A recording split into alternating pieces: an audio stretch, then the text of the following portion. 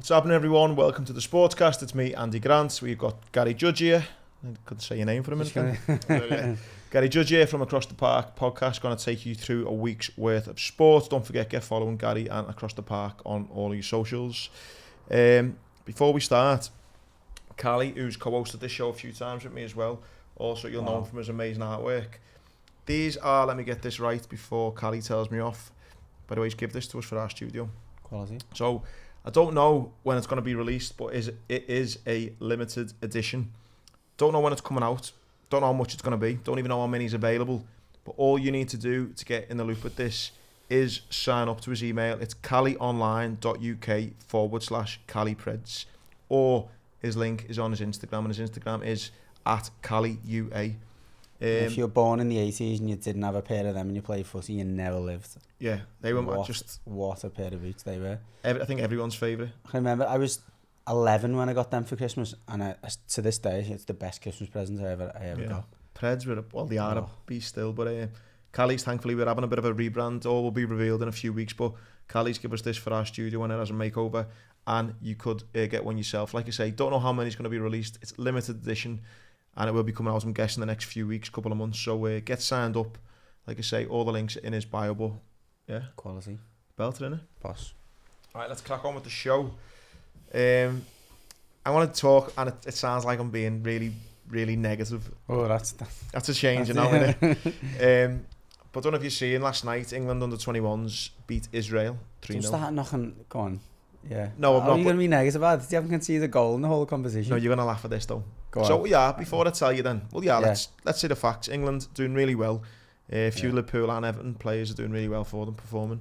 Beat Israel 3-0 last night, and they're going to play Spain, I think. Did Spain beat the Ukraine last night? Yeah, Spain beat them 5-1, yeah. So they're going to play Spain next week in the final of the under-21s, and you think, fantastic. That means in, 4 or 5 years?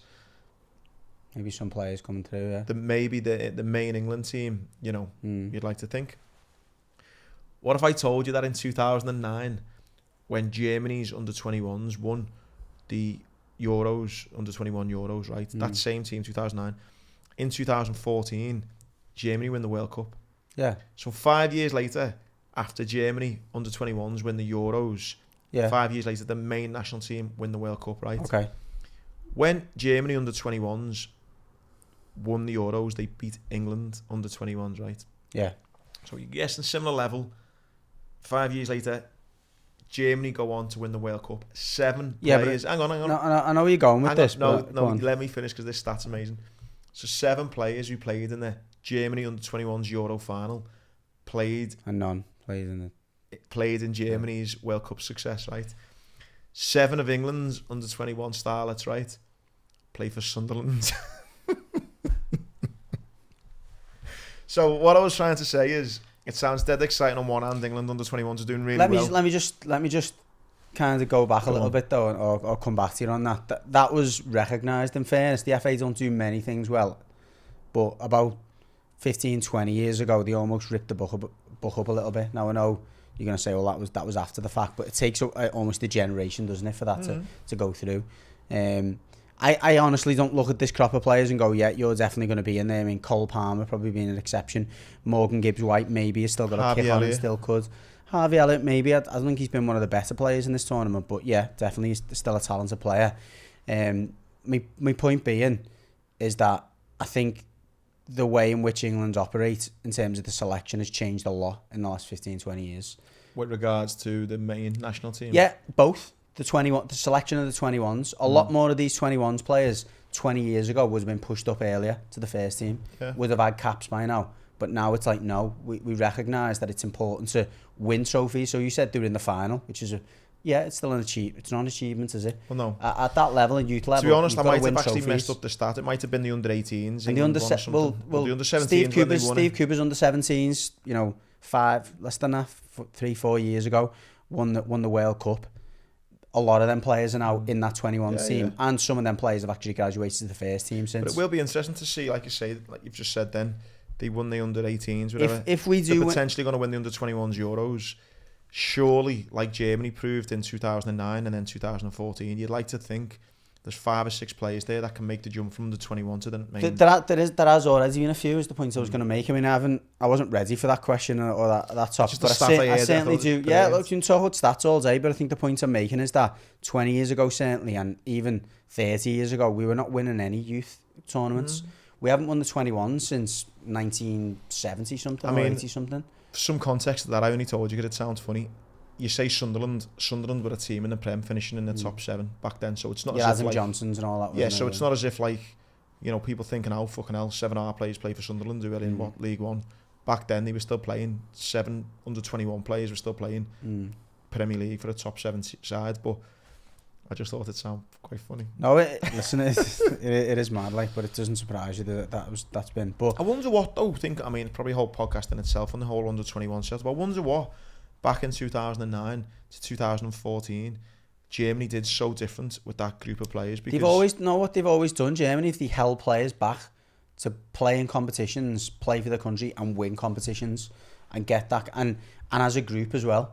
So Germany, in the big tournaments, you'd always look at Germany and go, they haven't got any superstars, don't you? Because they come as a group, and they come as almost an well-oiled machine, at national level. It might probably be looking at where they were all playing as well, because you could argue that a lot of those English players weren't getting the the rub of the green in the Prem. The German sides might have still kept hold of them a bit longer, maybe, I don't know. There's definitely something in that, but you certainly look at the players who've contributed. Names a few of them there. Cole Palmer maybe not as much, but he still plays about 15 games for City. Games, yeah. He's on the cusp, and it's obviously shown with Phil Foden. Pep can look after youngsters as well. He doesn't just leave them hanging out to dry. He'd sooner keep them in the fold. And everyone was saying that about Foden a few years ago. Oh, he's got to go out on loan. He's got to do this. And well, even he actually turned down England, didn't he? Yeah. Phil Foden under 21s, and Pep said, I'd rather keep him. You'll learn more with me than he would with England. Well, that was a couple of. I mean, he played as part of 21s. He played a number of games. But he did one of them though, but he didn't go away. One meet, I think maybe it was, but he still plays a lot of games for the 21s, Foden. But yeah, so good luck to the England lads. Whenever I'm not sure when the final is. 5 o'clock on Saturday. Is it? Yeah. There you go.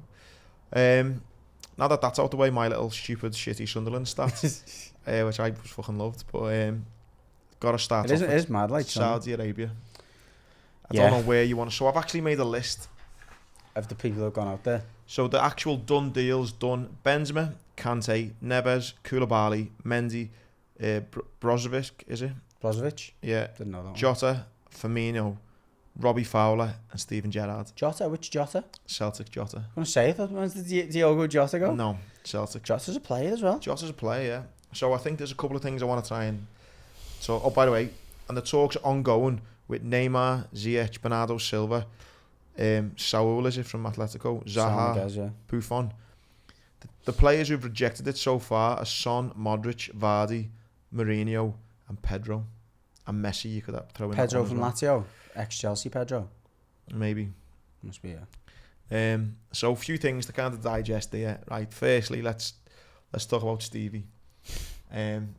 His little Twitter announcement I thought was fucking hilarious. It was great. But there's so much to kind of go into here.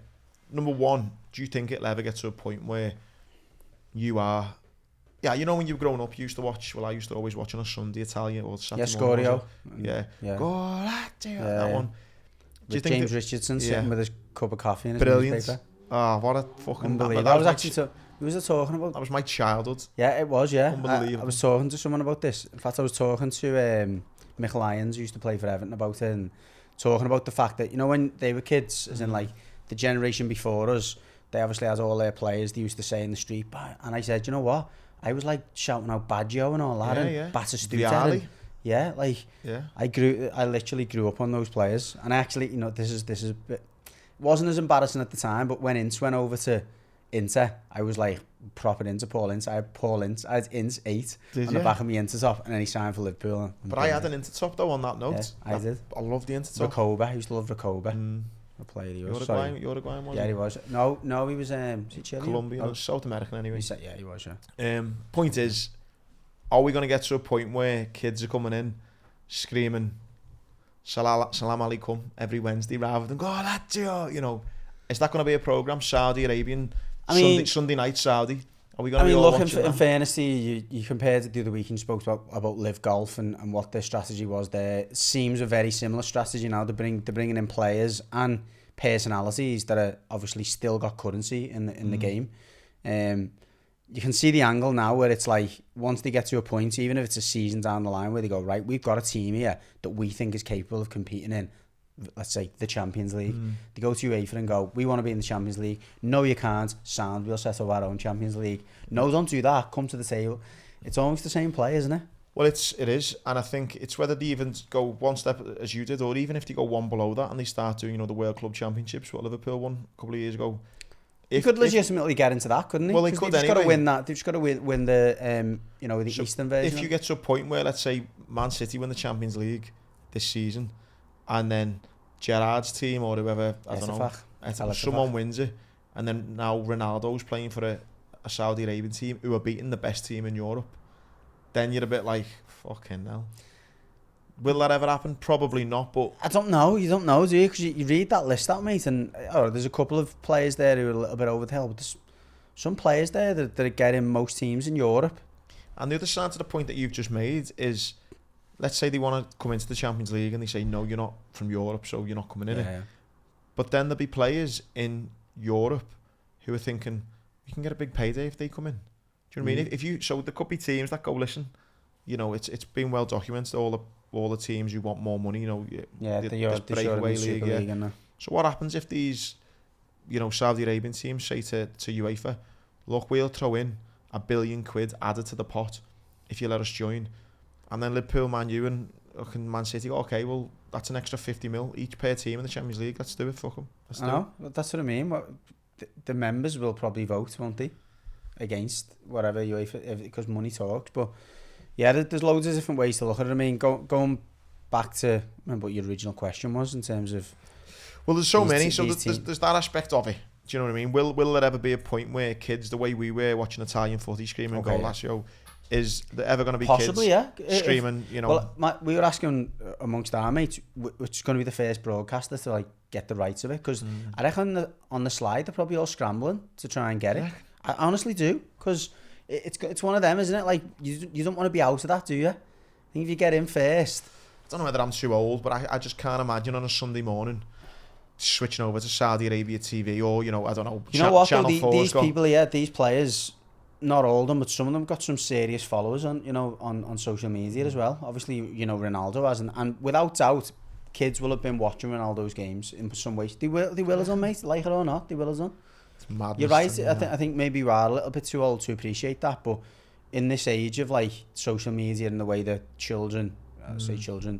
youngsters are influenced, it's not all about aesthetically or we want to see this team against that team. It's some each of them, they're brands on their own, aren't they? They're individuals, So there's that aspect which I just think is absolute mad. And just an example. Obviously, the game you played in last Sunday, just so you don't have to bring it up and feel embarrassed about it. Oh, you saw just Ryan was one of the most popular people there. I'll tell you a story about Ryan. So we get on the bus, finished. So the idea was, for anyone who don't know, we had a knives down, weapons down, gloves up, and no more knives. Played a charity football match. I was lucky enough to play in it. Brilliant day, and again, go and check out the charities. The plan was to have a little beer in Marine Function Suite and then go to the Titanic for a bit of a private party. All the kids basically got in to the Marine thing, so they said, fuck the little Function Suite off, let's go straight to Titanic. So I got my half father onto the coach. Jamie Webster gets onto the coach. Alan Kennedy won 2 European Cups, gets onto the coach.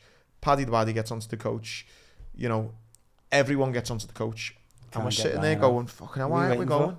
Waiting on still Ryan, who's got about 100 kids around him, taking selfies, can't move. You've got Paddy the Baddy, Jamie Webster, Alan Kennedy all sitting on the coach, waiting to go. Absolute world superstars in their own, and listen, love him to bits, Ryan, great lad. But fuck me. But this is what I mean, though. And we're all, in the end, Paddy the Baddy gets on the coach, goes, Ryan, fucking hurry up. And we have to drag all these kids off him, get them on the... So, I've just completely done a 360 on my opinion, because you're right, so if kids are influenced this much by individuals, then why won't they switch over to Saudi? So there's that aspect just on that, and I don't want to breeze, but great day, by the way. Credit to all of you, you've all played your part, regardless of was it 8-7 or 9-8 or something in the end. I couldn't catch we won 8-5. I couldn't catch it. I couldn't catch all the game. I was actually outside, waiting for because a lot of people were there. It's around the corner from ours, but great day just in general. It was a lovely atmosphere. So many people around, and obviously a lot of people, as you say, there who were superstars in their own right, either past or present, and no one was aggy about the attention and stuff, and it was brilliant. And you know what, just a great example of the spirit of the city again. And I actually said to someone, and I don't mean, I'm sure we've got a lot of listeners and viewers from different cities, this just doesn't happen in other cities. To get all of pretty much every person of influence across the city who was available was there. Mate, and I think it just shows as well. Stephen, who I think was probably in Saudi Arabia. Well, Robbie Fowler was meant to be our manager, but Robbie Fowler's gone over, so we had Neil Ruddock instead. That's class though. But what was a great example, and I'm glad we've kind of stuck on it for a minute, is it's there to stop young people getting into gangs and using weapons and stuff like that. When enough people come together, things change. You know what I mean? And that was a perfect example of getting all the great and the good of the city coming together, selling out Marine, and basically saying let's bring some awareness to this. But you did point on there, which is it? Do you use the word gang? And there's nothing wrong with a gang if the gang is a positive gang, and there was loads of gangs there. But no one was like, if you just paused that moment and freeze frames it, looked around, and as it is a pitch, you think, what are they up to? Everyone press play and everyone's smiling, they're all talking to each other. There's young mixing with olds, and that was the good thing about the day. You had, like I said, you had 70, 80, 90-year-old fellas and women, and you had 6-year-olds, 5-year-olds, and 15-year-olds, every age group. So it was a really good day. People come together, things can change, hopefully, and that will be the start. Last thing I will point out on it is I got a bit of shit. The only thing I got a bit of shit over was my boots. So obviously I've not played the game of 11-a-side for 20 years, and I probably won't play another game for another year. So I just went and bought a pair of 25 quid Sondicos. Jesus Christ. That were horrendous. I mean, I should have just bought plastic, really. I should have just bit the bullet and bought them. Just put some, They were horrendous. So I'm putting a few photos up on the gram, and people are like, what the fuck are you wearing on your feet? They were bad. Should have told you Sondico pages to wear them or something. I know. Mate, there was a moment in it where Leighton Baines was running at me, and I'm like, what the fuck's going on here? What a player. He's still in boss shape, Leighton Baines as well. So that was great. But sorry, back to Saudi. So back to Saudi. So on your point, then influencers can have a big thing in it, which brings back to people that we've just mentioned, the likes of Robbie Fowler, Steven Gerrard, both heroes to Arthur, Merseyside. At what point do their character maybe never get brought into question? Yeah. At what point do their character gets brought into question? Is it a point where we go, Gerrard and Fowler will forever be legendary Scousers footballers on Liverpool, or have they, by signing this deal, almost put a bit of a black mark over the name? Because as much as they're in you going, they're both working class lads who've done well. Gerrard apparently is pocketing 30 million a year tax free. There's a bit of where you go on his right. I'd do it, fair play to him. But then at what point you start going, the human rights record there has already been highlighted and is actually getting worse. I mean, I was going to counter that, but if you're saying it's getting worse, which I don't know where that evidence comes from. But the radio station I was listening to today, they had a Saudi Arabian expert on who said in the last year it's got worse. I mean, I'd have to look into the actual I think that's that. Yeah, we've got to be careful to substantiate that. The guy I was listening to on the radio reckons it's getting worse anyway. Yeah, okay. So, I mean, whether it's getting worse or not, it's still not great. No, it's not great. I mean, just briefly on that, we'll come on to Gerrard and Fowler in a minute. I've got to add a disclaimer at this point. I do some work with Steven Gerrard's academy, so I'm not going to be maybe as critical as I would or could be. So and I'm not either. I'm just raising the question. Yeah, no. And so if anyone comes across, you're a little bit like whatever, I've got to say that I'm certainly not going to be overly opinionated, but I will give me me educated opinion on what I feel is relevant. But going back to your point about lost my train of thought now because I was trying to whether it's a black mark. Myself. I know, yeah. It's just getting yourself out the ship. Just before I lose my job and all that. Honestly, it's not about listen. Human rights. That was it. So a bit of like a bit historic one, and again, I've got to say that if the human rights records or the practices are getting worse, then that's inexcusable considering the amount of investment they're putting into other areas of the country, i.e. sport. Yeah. How can you invest that much money in sport but not get the basics right? But history, to what point do you not draw a line under history, but you start going, okay, well, what did we do? Yeah, listen, exactly, the slave trades and all that. And I know, yeah. Like Liverpool's got a horrendous record for that. I'm just being, devil's advocate here, and again, you're totally right. At what point do we as Englishmen say, oh, you shouldn't treat people like that, when again, you go back 100 years, you go, we were treating people just as bad, if not worse. Yeah, so, and that's the only point I was going to make is, I'm not saying you can't give anyone a clean slate for some of the atrocities that have gone on, not only in Saudi, but in this country. But at some point you've got to go, okay, well, what are you doing now? Yeah. And I think say they deserve a chance, but I'm just saying, like, in the defence, to a certain degree of, and look, money's a huge motivator, as we always say, yeah. But we don't know whether there's been serious scrutiny from any of those parties on, look, what's happening. I want assurances that X, Y, and Z is moving forward. They've been giving them assurances. Surely they've got to give it a chance for their own family and their own. Because if you don't and go, so let's again play devil's advocate. Say Fowler says, no, I don't want it. All right, you're offering me 10 million. But my mates and everyone in the media tells me that the human rights record here is terrible. And then 6 months later, they've not cleaned it up, but they've shown it. Actually, they're more progressive. They're bringing. He's like, it's lost out there just because of like pure, not ignorance, but I'll be honest, mate. I'm on the side, and lucky enough to know Robbie a little bit and met Stephen a couple of times and stuff. And I'm on the side of go for it. And the reason I am is because if I was them, I'd sleep soundly at night knowing that they're just doing a job. Yeah. In another country, they're not having impacts on the human rights or this and that. They can, by the way, and there is they can. Every one of those players can actually have an influence once they're over there. Possibly, they become part of that, and we go back to the branding side of it and all that. However, the reason I'd be like okay with it is because you only have to look back to the World Cup 6 months ago, and every fucking journalist who slagged it, they all went over there and they all still took part in it. You look at every politician who's, they all still monetize it. Yeah. Hey, all the politicians who were saying what countries are doing wrong, they're still fucking selling weapons to them on the sly. Yeah. So it's like, at what point you kind of, it sounds a bit stupid saying this because they're already multimillionaires, but you've got to look after yourself. And I think they've just seen opportunities and thought, I'm probably in the scouser of me who loves Steven Gerrard, Robbie Fowler's thinking, fucking fair play, lad. Go and get 30 million a year tax free. I know that Gerrard's had several interviews, obviously, with the English clubs before this has came up. Now, whether he's always had in the back of his mind, like, that money's coming here, so don't take that job. But I know he's considered several jobs, and for one reason or another, they weren't right. You asked me about it 3 or 4 weeks ago. I'll tell you why they're not right, lad. Well, yeah. Because you went 30 million reasons. 30 million a year, yeah. But you asked me a few weeks about it, like, what's he got to lose? And I was like, nothing really. Because again, like we both agreed, if it doesn't go well, he comes back in a year's time, probably 30 mil richer, maybe slightly less if he has to pay a little bit of it back, but that won't be the end of the world. And no one's going to blame him. They're going to go, oh, imagine being a manager in Saudi, apart from the money, that must be a nightmare. Like, it's different and all that, and it's not a proper league.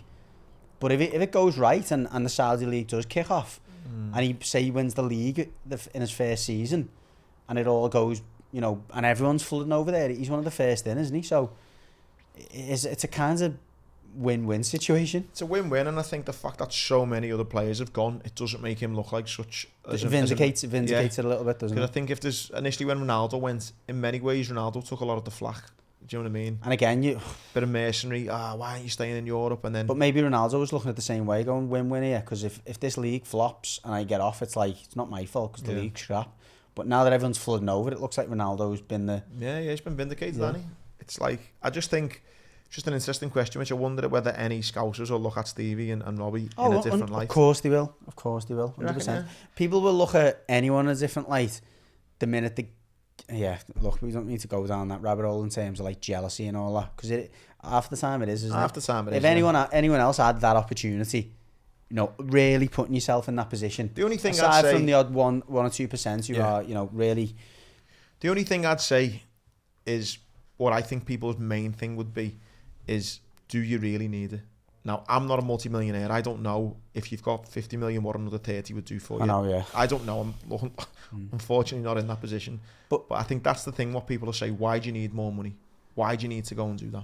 No, and we can't answer that, can we? As we say, we haven't got that level of money. And I guess the only way you can ever compare it, and this is the way that people would probably say it to me, is like, that 30 million to us might be 330 grand, 300 grand. Yeah, like, you're going from a 50 grand job to an 80 grand. You know, it is, isn't it? And then people who are on 20 grand will go, why do you need it? You're on 50 grand. So there's levels to everything. And the minute you get to that level, you become accustomed to a certain way of life, and then you're looking to get onto that next level. And, you know, it's a... The last thing I'll say on it is, oh, by the way, he's took Ray Sherwood, you know. I know. Remember? Yeah. I know very well, yeah. He was under 21's analysis at Liverpool. Just took him. If you're Ray, you fucking made up there, by the way. Ray Sherwood's went to our school. Yeah, Ray Sherwood's girlfriend is good mates with Alex and stuff, and that's how they got together. But no, listen. I wondered are they taking the families over there or what? I believe so, yeah. I mean, Ray hasn't got a family, he's only got... like the likes of Fowler and Gerrard, I wonder what they're doing and stuff. I'd imagine so, yeah. The last thing I'll say in it before we just make this the whole Saudi Arabia legged podcast is these players, I mean, some of them are, you know, this is the last big payday. The likes of, I'd imagine, you know, Bobby Firmino, you know, fucking hell, he's laughing. Do you know How what I old mean? is he though? In the 32, isn't he, Firmino? Yeah, but I mean, he's getting a 4-year contract, does a few years out that you'd imagine he's sailing. I mean, in fairness to him, he hasn't got a lot more to do in his career, is he? He's won everything and he gets a lot. So the likes of him, you could argue Benzema, his last big payday, you know, amazing. Kante, again, same. And it's the more... thing with Benzema as well, Benzema's Muslim, and it's, you know, predominantly a Muslim country, isn't it? So, but I think the other question is, at what point, and this kind of, I'll put Gerrard and Fowler, or more so Gerrard, in the same bracket as the players in the peak, the likes of Jota, who's gone from Celtic. At what point do you think, is this actually kind of enhancing your career, or actually... It's the same question almost about the Harry Kane thing, isn't it? In terms of what's more important, legacy or trophies or whatever. It's almost... Or money. Yeah. But I mean, we touched on it briefly then. If Gerrard goes there, I mean, and he takes a kind of, from what I believe, his team finished 8th, I think, or something. If he takes them to 6th, the likes of Southampton looking at him stock doesn't go up. I think the only thing I said to someone the other day, if they do start, and again, I really don't know enough about the structure of the clubs over there, but I would imagine that they're so kind of in their infancy in terms of the development of football that Steven Gerrard will hold the purse strings for everything, as in he'll be negotiating contracts, probably he'll be doing this. So if he handles a huge budget, and not that he's going to be dead sensible with the money, but he's having to say, look, I've worked with this, I've had to deal with other businesses, I've had to work on the branding side, I've had to manage big egos, you know, like, not, I don't know, maybe there's an argument that he gets some of that on his CV. And it's the same that goes to the players, you know, like that Jota, he's been ripping it in Celtic. He goes there for 2 years, no doubt rips it up again there. Does that land him a better move than it would have if he was continuing at Celtic? I mean, it's probably does in his case, you know, because playing amongst those players compared to, with respect, playing in the Scottish League, it's being the main man, isn't it? So if he's at one of them clubs and he's the main man, and it's like, give him the ball, do something with it. Regardless of where you are, if there's big crowds or big viewing figures and you're the person they're expecting to step up and do things, I think that does, to a certain extent. Well, the one thing then actually that, just to really, really finish on now though, if you are the likes of Jota, who enhances his career, and Gerrard potentially goes there and wins the league, does the double, Jota's again goes up a game, how could they then possibly though come back? Let's say, for example, Gerrard enhances his reputation, does the double, and now you get a Spurs or a Chelsea won him, right? You think, wow, he's been a success in Saudi, now a top 6 Prem team wants him. He will not want to give up 30 million a year tax free to come and, I mean, so at what probably, yeah. Or Jota rips it up, he's on fucking 300 grand a week, and then Liverpool say, oh yeah, we'll sign you, lad, you're on 200, but you're getting taxed. So at what point do you go there to enhance your career, but actually it becomes a little bit of a, shit, this is too good, I can't come home now. Depends where the league goes, doesn't it? If the league stays as it is, and the league could be shite, you're still staying there, lad. I don't know, you know, I mean, there's a certain point where 30 million personal satisfaction, I don't know, but personal satisfaction comes into it as well, in terms of you call it, job satisfaction and actually the thrill of, I don't know. If you read the reports, Gerrard goes there for 5 years, comes back, let's say, with the best part of 130 million quid in his bank. I mean, I'd be miserable for 5 years if that was the case. Would you? I don't know, lad. Yeah, it is so hard to see what happens. Like, it is so hard, but yeah, there's a multitude of things that can happen between now. Sorry and for going on as well for that long, but I just think there's so many different facets to it. It is, yeah, and it's almost like a social study, how people actually perceive what's going on there and what their opinion is, isn't it? Bringing it a bit closer to home, in fact, we can't go too close to home without talking about Saudi again. Thiago looks like he might be off there. I personally seen a thing on Twitter, there's big interest for him. I'd let him go. Go. He's unbelievable player. Can't stay fit. He can't stay fit, and I would let him go. So he's been a bit of interest in him going.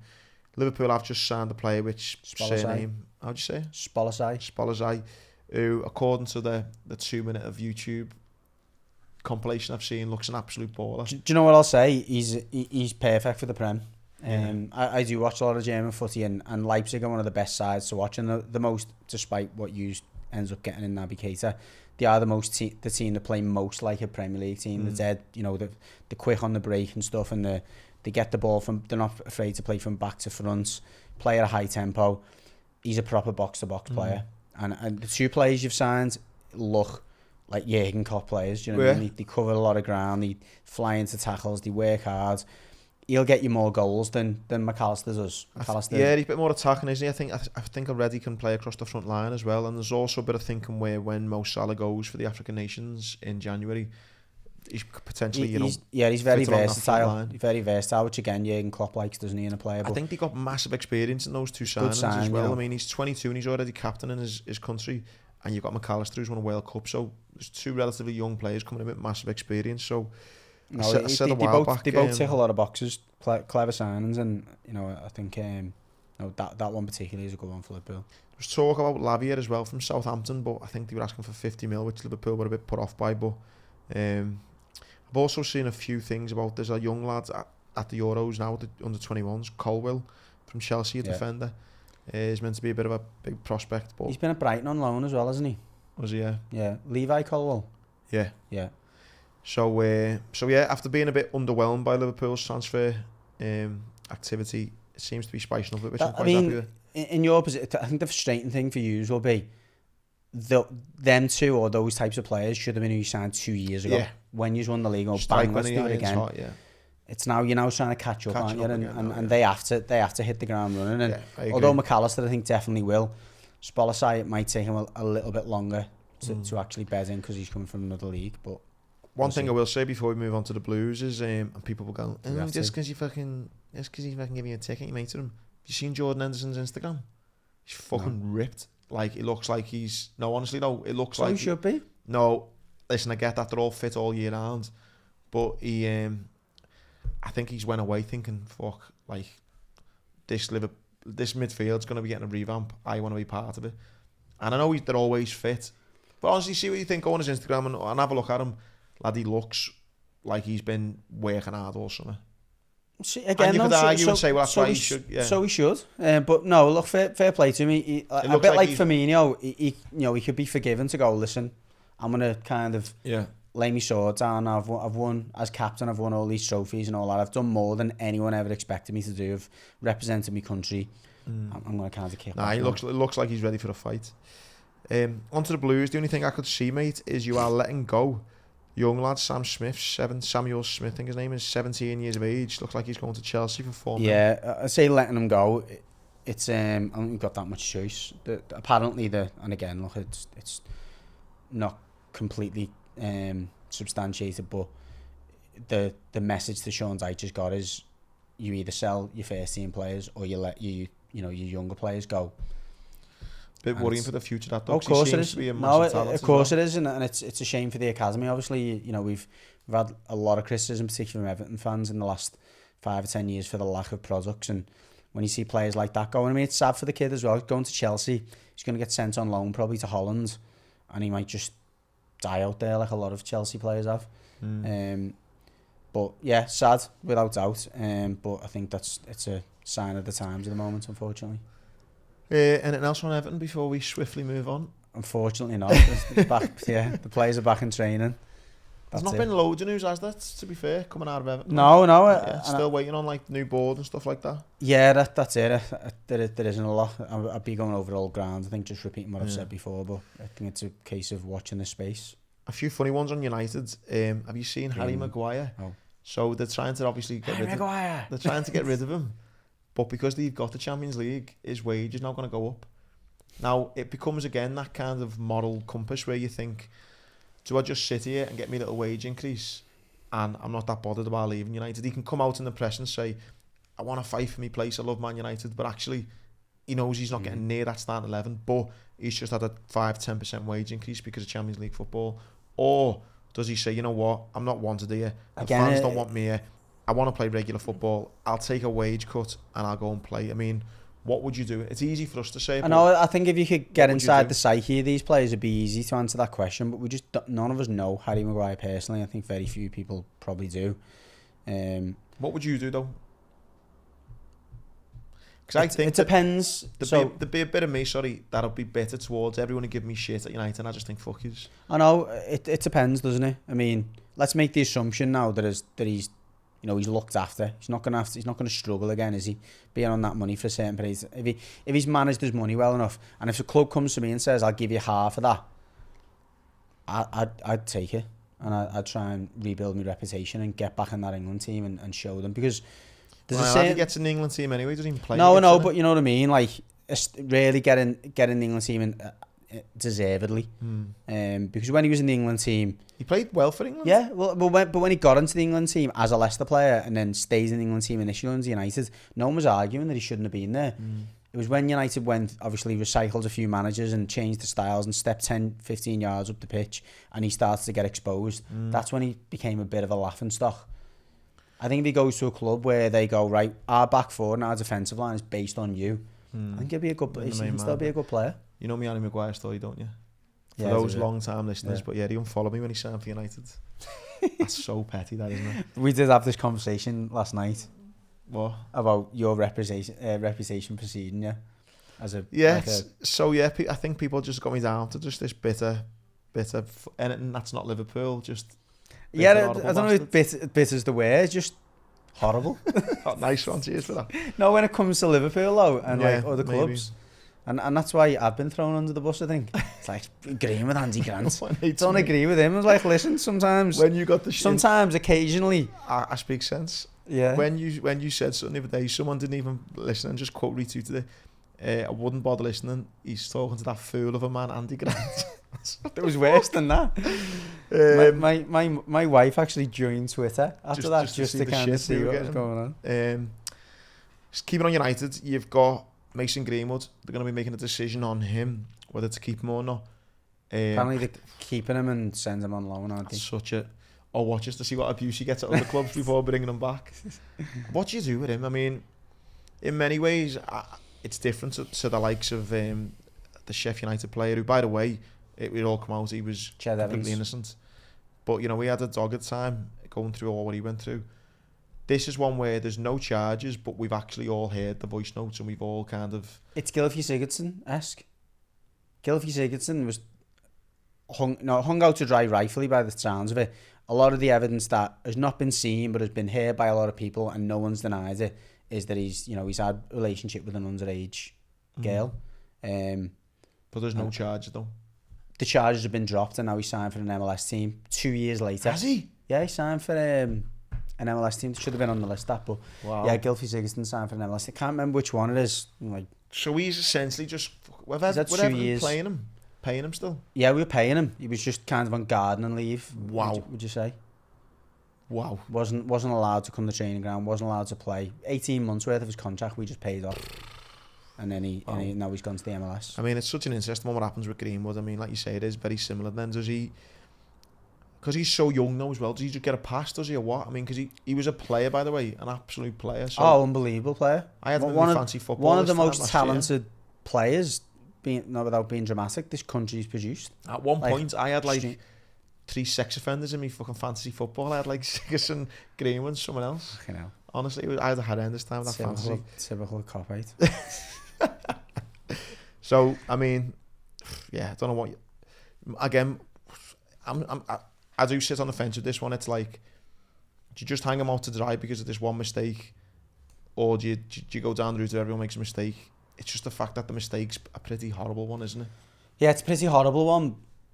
And his partner stood by him, so it's like, you know, that's another... And they're expecting a baby. Yeah, that's another, like, you know, another level to it, because to some extent, you was arguing, I'm not a psychologist, that he was ill at the time. He's mentally ill. If that isn't him, as in like that, you know, that's... It's normal day to day. Yeah, and he's kind of had some kind of period, you know, someone was arguing that, you know, he's mentally ill, he needs to manage that, and, you know, that's just, you know, it's a personality trait that he needs to now manage, and maybe he's got support with that and whatever. You don't know, we don't know the whole story, do we? Just on the bare facts, it doesn't sit particularly well with me that a person who's done what he's done is just allowed to slip back into exactly the same role. Because had that been another job in any other industry or business, you'd have to start at the bottom and work your way back up, and rightfully so, and earn your trust again. So it doesn't sit that well with me, but you can't blame Man United to a certain extent, can you? If they've got someone that's potentially worth 100 million in a few years, why would you? The Premier League and the FA really that probably should be setting a precedent here and saying, look, if they've committed certain offences, regardless of how rehabilitated they are, they need to, you know, start and work their way up. And it's interesting. Again, don't think there's no right or wrong answer. No. It's the last couple on United, you got Onana, the goalie, looks like they're getting, and obviously they completed Mason Mount as well. I'm kind of glad Liverpool never went for Mason Mount given that fee.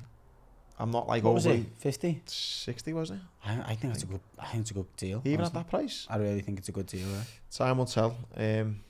Yeah. Arsenal as well. They obviously got Rice and Havertz we spoke about, but they've also put a £38 million bid in for Jurriën Timber from Ajax. Be interesting. Can't believe Pulisic has gone to 10 million or something. Leon, is it? 15 mil to Milan. Because it was Leon. When Liverpool were in for him a few years ago when he went to Chelsea, I thought he was a decent player. I did, but I haven't listened to a lot of Chelsea fans on TalkSport after the last few days. I think it's fair to say he's absolutely flattered to receive. I think there was one game. I think I remember the game actually. I think they played Burnley away and he got a hat-trick. And apart from that, he's done nothing. Interesting. You got Mbappe to Madrid. Looks like that's scary, you know. That team. If the two midfielders kind of come of age, I mean, what I mean, like the two players that they were bedding in last year, which were Tchouaméni and Camavinga, if they step up next season and got Bellingham in front of them, and then they've got up front, they've got the lad on the what's his name on the left, Vinicius Junior, Rodrigo and Mbappe. That's sick. Just give them the Champions League every year. They're so fast, those three. All three of them are just. Told you, I went to Bernabeu for the Champions League game, and when we were passing the ball, it looked like you were passing a bag of sand, and when they were passing it, it was going, it was madness. Imagine what it's going to be like next season then. But the sheer athleticism of those six players. The age of them, that's what scares me, because it's not just they'll be good for 2 years. They're all under 25. They're good for the next 10 years. Yeah. I think why the Mbappe thing might happen, and this is a really interesting one, again, another could go in a bit of a longer debate, is PSG have just signed the kid from Inter. I can't think of his name, I've got it written down here, can't even read my own writing. They put a bid in for him last year for 70 mil. He let the contract run down, and they signed him for nothing. How much do you reckon he's getting of that? 40 mil, defo. His agent's getting a good chunk of it, like. But what do you think he's thought of at Inter now? Do you know what I mean? They could have got 70 mil for him. He's went, nah, you're all right. I'll sit on the bench for a year and I'll pocket half that myself. Yeah, Ross Barkley's done that to a certain extent with us. No, Joe Anderson not to that level. On him, lad. not to the same extent, but I mean, you've got to have some balls to, like, the chairman, the fella who owns your club, going, you know what, lads, I'm all right. I'm just going to sit here for a bit. And then in a year, knowing that, you know what you say, you need some balls to look at someone in the face. You've asked me some questions regarding what would I do here. I would not be asked. Wouldn't be asked. But lad, if I was the chairman, right, and I could get 70 mil if I sold you now, and you went, nah, I'm all right. Don't care. It'd be hard though to look at your boss and go, nah, I'm. You don't know the relationship, do you? And but to go though, that relationship. That 70 mil that you could get for me now, I'm going to wait a year, lad, and I'll just get 40 myself. I'm all right. Exactly. I would not be bothered. But you would need... I wouldn't be bothered. I would literally look him in the eye and say, do you know what? I'm going to leave in the summer and that money's mine, not yours. You'd need the neck of 1,000 giraffes, lad, to sit there, honestly. That would not bother me, Because you talk about, because he's achieving both there. He's going to the biggest club in the world. Yeah. And he's getting the money as well. So... Madness. I wouldn't have a problem with that. So PSG, potentially, that's a way you think replacement for Mbappe, potentially. You should mention one there, the lad going to Villa. Monchi or something? No, Monchi's the director of football. Just saying it, they look like they're making... They've signed Tielemans already. And they've signed, what's the say from Villarreal, centre-back, really good player. I just think, wherever Monkey goes... he was the director of football at Sevilla. He was at Roma as well. Yeah. Very clever. He signed Salah, I think, for Roma before they sold him on. Obviously, knows what he's doing. Sure, he was at Roma, but he was definitely at Sevilla. Brilliant director of football, superb at recruitment, and it was mainly a point that, just for the context of everyone watching, we put points in a group and decide what we're going to talk about. That was one of the topics I wanted to discuss. Sorry, I thought he was a player. Sorry, no, he's director of football. Yeah, it's a big move. I think when a club does that, it just straight away to me says they've got a bit of vision for the future. Yeah, I mean, Unai Emery's obviously pushed for him. I believe he was at Sevilla at Villarreal as well, but again, he's renowned at just being very clever and strategic in his signings. Obviously supporting the manager as well. Next few years, I think Villa could be, Tielemans is a great signing. I think he needs to be fitter than he was last season because he looked about a stone overweight, but top player for me. Last one on the footy, mate, take quick. I seen Osasuna will not be allowed to play in the Europa Conference League because of they're engulfed in a match-fixing scandal from the 2013-14 season. Wow. So, look into that if you want to know. For your house, is it? So if you want to know more about that interesting story that was breaking, go and have a look for yourselves. But we'll quickly move sad on. That quickly. As well. There was a good season last season. Sad match-fixing from 10 years ago, though. You know what I mean? It's heavy, that. On tennis then, so I seen Novak and Andy Murray went through straight sets, which was good to see. Novak went through again, yesterday, 2 rounds. Was it straight sets again, was it? Yeah, straight sets again. Alcatraz won his first set, 6-0. Yeah. I mean, he's on fire. He is, but I just think in the back of his mind, he's just watching Novak cruising through and thinking, don't want to be facing you. But I was buzzing to see Andy Murray. He went up against another Brit and smoked him. So he's got a tough match tomorrow though again. Tsitsipas. Is it? Yeah. Oh yeah, he's Greek lad, isn't he? Yeah. Answer him. He beat Dominic Thiem in 5 sets. Though he's had a tough first round match. Whereas Andy Murray, as he pointed out, said, "Look, my main objective here was to come through this game in as little games as possible into this match." Sorry. Seeing the oil protesters that they to be fair, they tried to disrupt. I think it was they protested just before it started pissing down, so there was going to be a break anyway, so it wasn't the craziest disruption in the world. I mean, we won't harp on too long about it, but it's one of them. I understand that's the best way to bring light to the point that you've got, and listen, it's a pretty big point to make, global warming is real, 100%. But I just think though, potentially ruining it sounds bad, but they just seem to be pissing more people off than making more people. That's what I was going to say. That was the point I was going to make about it. And it's not that I don't think it's a just cause. I just think it's a bit like, and again, I hope Muskie doesn't clip this one and get me even more stick. It's a bit like at times the protesters at Everton against the board sometimes. Yeah. There's a certain section of the fans, I didn't say the majority, certain section of the fans that would have been against that thinking, you need you need to be behind the team. That's not the intention. Everyone's still getting in the ground, still supporting the team. But there'll always be people going, no, back the team, support the team. And it's a bit like that again. It's like, you can sometimes do yourself more harm than good by protecting. And I've been to a few of the meetings and I've said to them, look, you need to have a strategy here. You can't just go, let's protest, let's do this. Yeah. You need to think about the implications of everything you do, because every action has a reaction as well. But I think though, like to me and you go and go and watch tennis, for example, and we see all protesters and you think that's just fucking up our day. We spent a lot of money to go down to London. We want to watch loads of games of tennis. We can't. But me and you are probably the people who are on their side. What I feel like saying to them, go and fucking disrupt the politicians fucking day out. Do you know what I mean? The people who are actually, the influencers. Me and you, I'm already on your side, mate. Do you know what I mean? Don't ruin my fucking day. go and ruin fucking Boris Johnson's day. And you'll have the media jumping all over that as well. They won't ignore that. Do you know what I mean? And I think that's what they're looking for, the biggest platform, aren't they? And I get that. Yeah, you're right. You're right. People are watching. More people are watching tennis than they are watching Rishi Sunak go and visit a local school or a local hospital. But go and fucking throw paint on him. Yeah. By the way, I'm not telling anyone to go and do that. Yeah. But if you've got get me point. Yeah, if you've got a non-violent methods of protest and do it. Andy Grant fucking said, looking on the leg of podcast. Getting done for treason and all that. Well, not treason, the Prime Minister, but... We finish on cricket. Don't say Buckingham Palace. Yeah, fucking Guy Fawkes. Fucking treason. Dead quickly on cycling. Have you been watching a Tour de Force on Netflix about the Tour de France? Unbelievable. Go and watch it. I've been told to watch it. It's fantastic. Quickly on the boxing, because I want to finish off on a little bit of morals and There's stuff. another funny one, by the way, on Netflix while we're on it. It's sports related. It's about, I think it's called Gladiators. Oh, yeah. You know, about the American Gladiators. Yeah. That's quite funny. I've only seen a preview, but I'll have to watch that as well. Boxing, it looks like Tyson Fury and Francis Ngannou is going to be the next big thing. But yeah, not needs. Let's just leave it at that. It's a snore fest. Heavyweight division is doing my head in. And you got Usyk and Dubois in August. That's interesting. Brilliant fight for Dubois. Another progression for Usyk, because he's a, you know, Dubois is a big lad. Nice height for him because he's not the tallest heavyweight, but he's a big puncher. It still doesn't excite me though. It doesn't. No, it doesn't. It's disappointing though. You know, you read those two fights out and you go, come on, really? I know. And you know what? The division and those fighters are in danger of just becoming old news now. Big time. And I've, you know, I put it on there just to mention it, but I always put it on there as if to say another example of just how poor this division is right now and how over the heavyweight division I am. I'm bored of it. I don't even want to watch them fights. On the boxing, it was brilliant to see. By the way, Tasha comes through a fight, you know, two-way world champion, first in Liverpool to do that.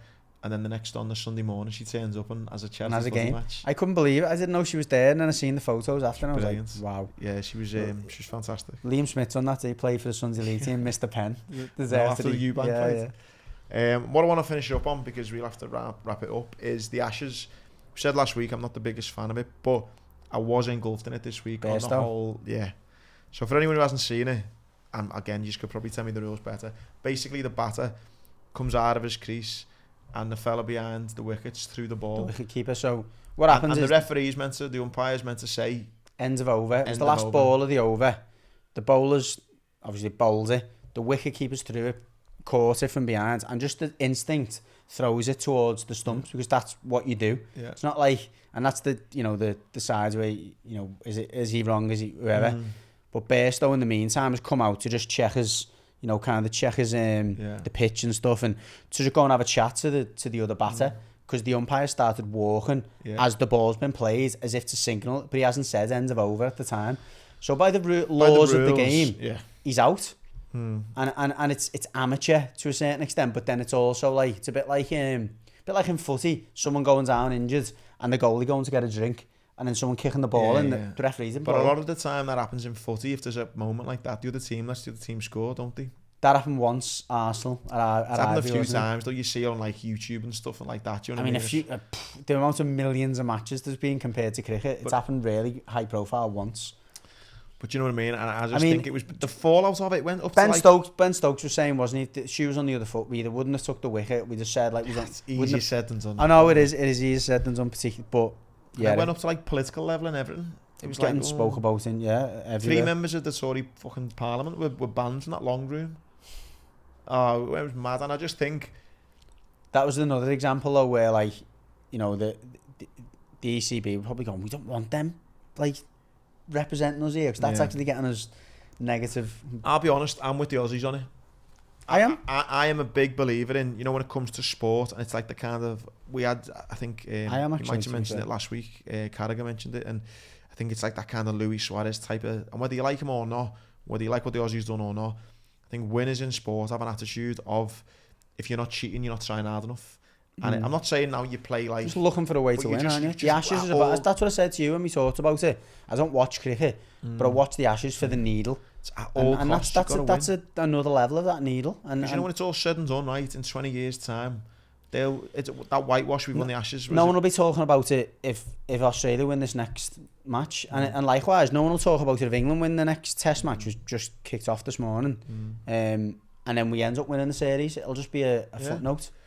So I think it was just really interesting as a non-cricket fan to see the fallout and be like, wow, God, I mean, and morally, was it right? Was it wrong to the rules? Was it right? Was it wrong? And made for quite an interesting week. And just on another one, I obviously promoted people, watch the Ashes if you don't normally watch cricket, but watch the Ashes to watch Ben Stokes. What a player.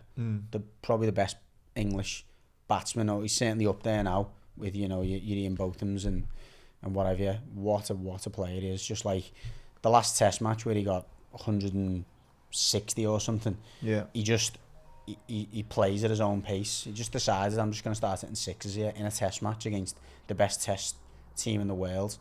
Unbelievable. And he's the captain. And what normally happens in cricket, but they're in when you become captain, kind of whitewash now, aren't they, though? Despite that, they've started okay this morning as we speak, or early. I think up to lunch. I think they got 3 or 4 Aussies out. So it's a bit. Listen, this is the one. If they win this one, it's back on. Obviously, if they don't, it's 3-0, and the test or the series is over, and you've just got to try and play for consolation. Yeah. Mate, thank you again.